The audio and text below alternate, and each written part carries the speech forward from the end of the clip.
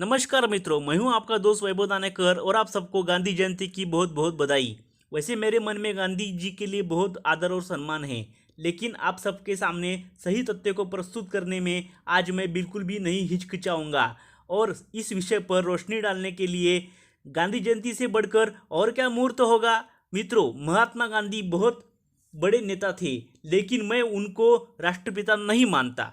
जिस राष्ट्र का जन्म करोड़ों वर्ष पहले हुआ हो और जिसका नाथ सबसे पुरानी सभ्यता 10,000 साल पुरानी हो, उसका राष्ट्रपिता 150 साल पहले कैसे पैदा हो सकता है।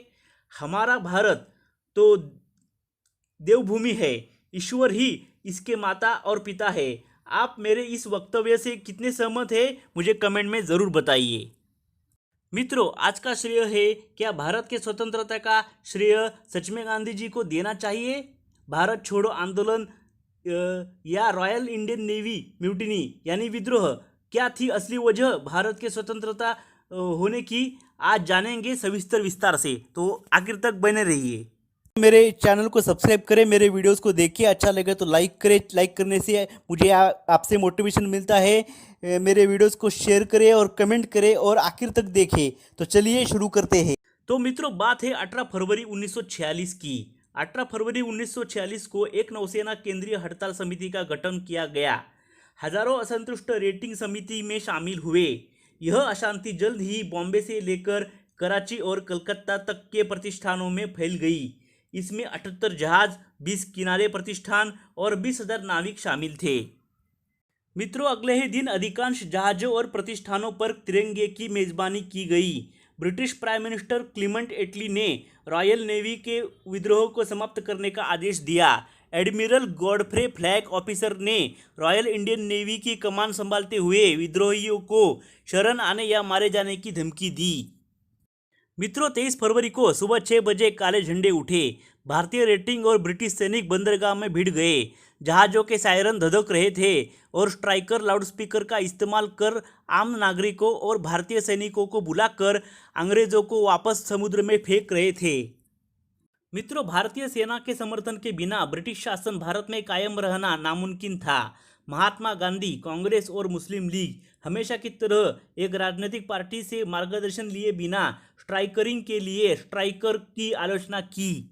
मित्रों, भारत के स्वतंत्रता के पीछे दो नायाब हीरो थे। पहले विनायक दामोदर सावरकर, जिन्होंने भारतीयों को द्वितीय विश्व युद्ध के दौरान भारतीय सेना में शामिल होने का आग्रह किया ताकि भारतीय अंततः अंग्रेजों को काबू कर सके और उन्हें बाहर फेंक सके, जैसे कि उन्होंने नौसेना विद्रोह में किया था।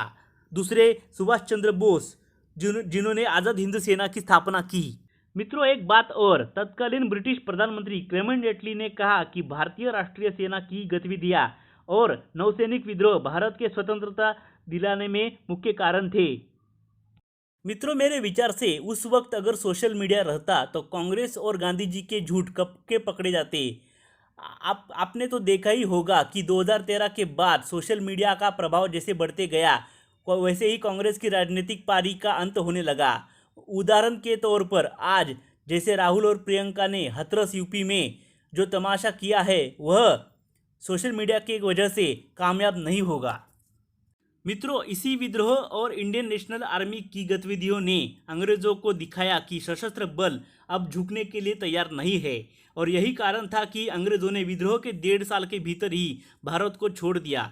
2001 में कोलाबा में विद्रोह को स्मरण किया गया, एक मान्यता जो आधी शताब्दी के बाद सामने आई।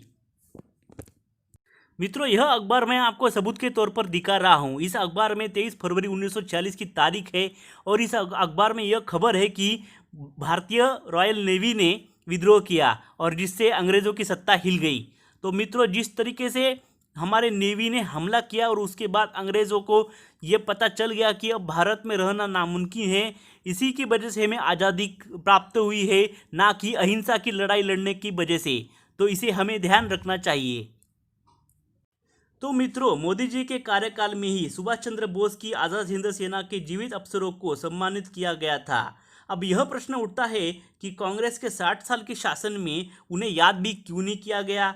तो मित्रों, इस नई पीढ़ी को हमें इस बहादुरी की महान गाथा को बतलाना चाहिए और उन्हें जागरूक करना चाहिए। तो वीडियो को आखिर तक देखने के लिए बहुत बहुत धन्यवाद।